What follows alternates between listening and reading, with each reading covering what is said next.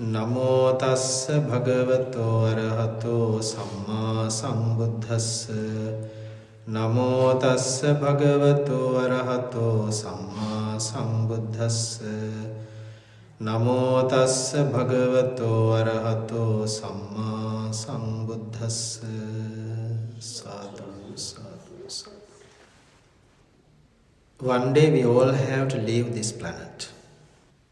We live knowingly that nature.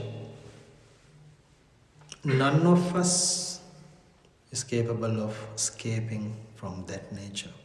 No matter who we are, or a Buddhist, or whoever, we all have to leave the planet, whether we believe or not, whether someone created this planet or not. We all have to leave.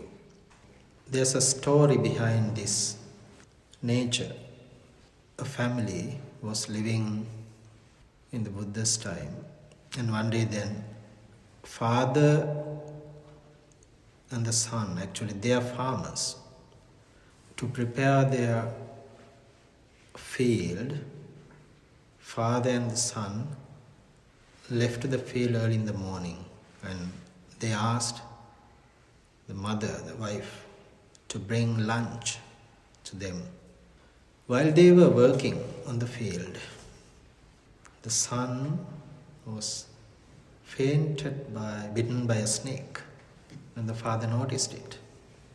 Then father brought him to the ground from the field and kept him and looked after him. Then he died on his hand. Then there was a person who was passing by, and he sent a message to his wife. What was the message? Bring lunch for one person and bring wood and fire. And mother got the news, and she was surprised.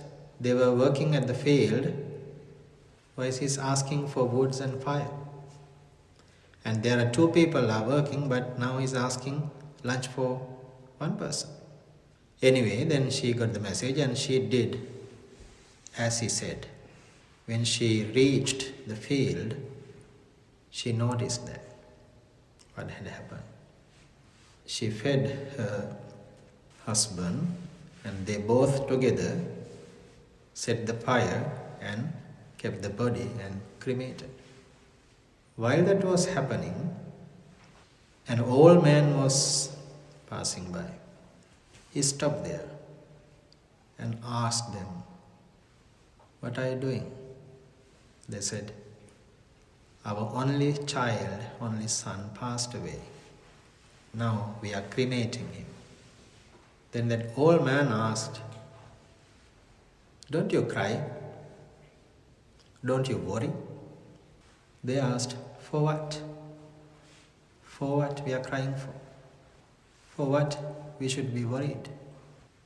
Then he said, "This is your son? Only child?" Then they answered very wisely. What was the answer? They said, "This our son came to us uninvitedly. We didn't ask him to come here to be with us. He came when he wanted to be here. We never asked him to leave us, leave the life. He left when he wanted. Uninvitedly he came here. Uninvitedly he left. If he is gone as he wanted, what for we are crying for? Why should we worry about it? He just left as he came. He came alone and he left alone. He left everything behind."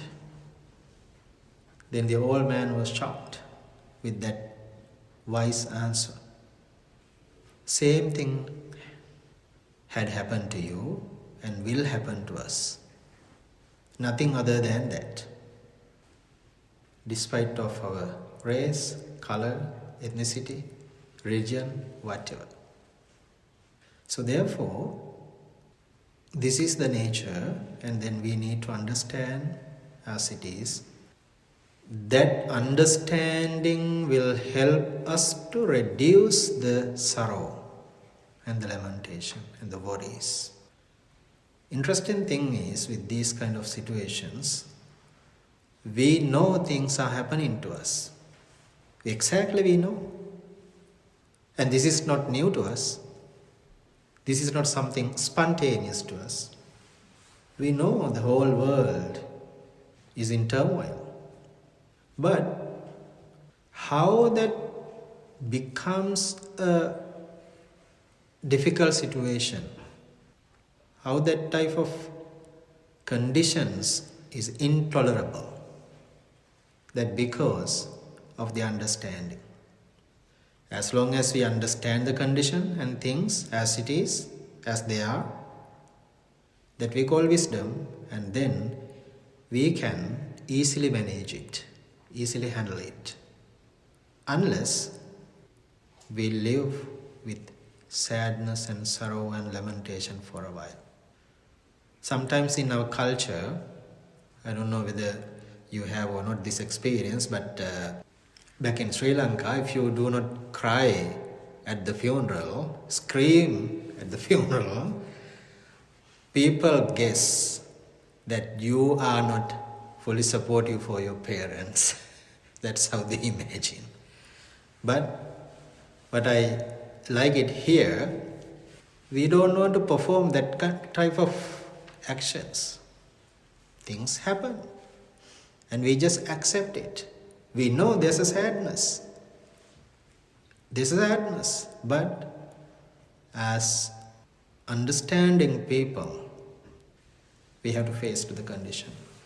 So today, I was thinking to share a few teachings related to the death and the nature of the life. We'll see how we can focus on them. So the teachings of the Buddha always support us to seeing through the life. This life is always faced to ups and downs, and we can't escape from it. We cannot hide from it, no matter what. And I'm repeating these same stories to convince how it happens. One day the Buddha mentioned that no one is capable of hiding from the life, what is happening to the life, from your actions. We all have to go through those. If we want to hide from the repercussions or the outcomes of our actions, sometimes we can run into the great ocean, just hide there. But the karma will follow us.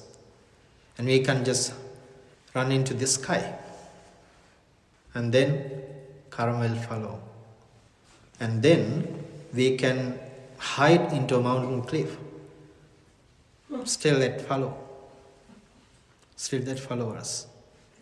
And there is no such place that we can hide from anything. So therefore, as humans, we need to understand this life is not just to enjoy the pleasure. This life is to understand, experience the true nature of it. The Buddhism, the Buddha's teaching always support us to realize that actuality of the life, reality of the life, true nature of the life. If we live with the understanding of that, we all live happily, and we all leave this planet very happily, unless there's no guarantee for it. So we're going to focus on the death. It's a type of meditation. In order to understand the life and the death, the Buddha's advice was to reflect on the death, because from the birth to the death, there are many things are happening in the life during this time. It doesn't matter how long we live. So that understanding will support us to go through the life easily and understand it and live happily. So let's see how these teachings teaches us to understand the death. I'm going to read this reflection on the death, and then we'll discuss one by one. There are few stanzas to go through. Reflecting on death, Marananusati. The Pali term is Pavata Deepatulyaya Sayu Santatiyākhayam Parupamaya Sampassang Bhavaye Maranasati. Meaning is seeing with wisdom the end of life in others and comparing this to a lamp kept in a windy place. One should meditate on death. So we need to use the wisdom. Only a wise person can understand this. One day, this life will end. And what is the simile? A lamp. A lamp which is kept in a windy place. So I asked to light the candle inside the building when you were moving from the other building to here, because it was windy. If you lit it before you get here, then it will blow off. Life also like that. It's not only like an oil lamp, it's like this electricity as well. The same thing. When you turn off the switch, it's gone. So why we are alive? Because still we have karmas, still we have remaining time to switch off. Until the switch is on, we are here. Then we go on. And then why this simile is here? Because the life is impermanent. It is not permanent. The flame will blow off with the wind. There are few things that could happen to the flame, to the oil lamp. Sometimes the lamp will blow off because of the oil is over, but the wick is there. Sometimes leaving the oil, the wick will finish. Sometimes oil and the wick will be ended and then the lamp is gone. Sometimes leaving the wick and the oil together, an extra thing or additional thing or something spontaneously will appear, which is the wind. Then the lamp will be gone. Sometimes we live when we are young and the middle age, and when we are too old. It doesn't matter. So therefore, the Buddha's advice is to meditate on the death no matter what. If we focus on the death from our young age, that means we are getting ready to face to it, which will not be spontaneous to us, a surprise to us. And then, Maha Sampatti Sampatta Yatha Satta Mataida Tata Aham Marissami Maranang Mama Hesati. Just as in this world, beings who once enjoyed great prosperity will die, even so, one day will I die too. Death will indeed come to me. So the great things in the world will be gone one day. All the great things. So we have some consideration as this is great, right? Giant things and great things. Everything will be gone. Even this great planet, the earth, and the great ocean, and everything will be gone, vanished, disappear. Like that, the death, indeed the death will come to me. Uppatya sahevedam maranang agatang sada maranattaya okasam vadako vyayesati. This death has come alone with birth. Therefore, like an executioner, death always seeks an opportunity to destroy. When we born to this world, we are subject to die. That's the nature. As long as our karma remains here, and then we'll be here, then we'll leave. We have no choice for that. According to the teachings, depending on how long we have accumulated karmas, and then we'll be here, and then we'll depart. And the death can come to anyone else in any phase and will take us. Isakang anivattang tang satatang gamanusukang jivitang udayattang suryo vyadhavati.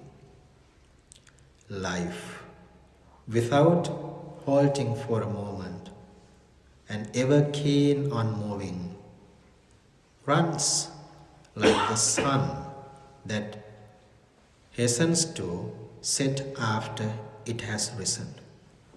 The life like the sun. So it rises and sets.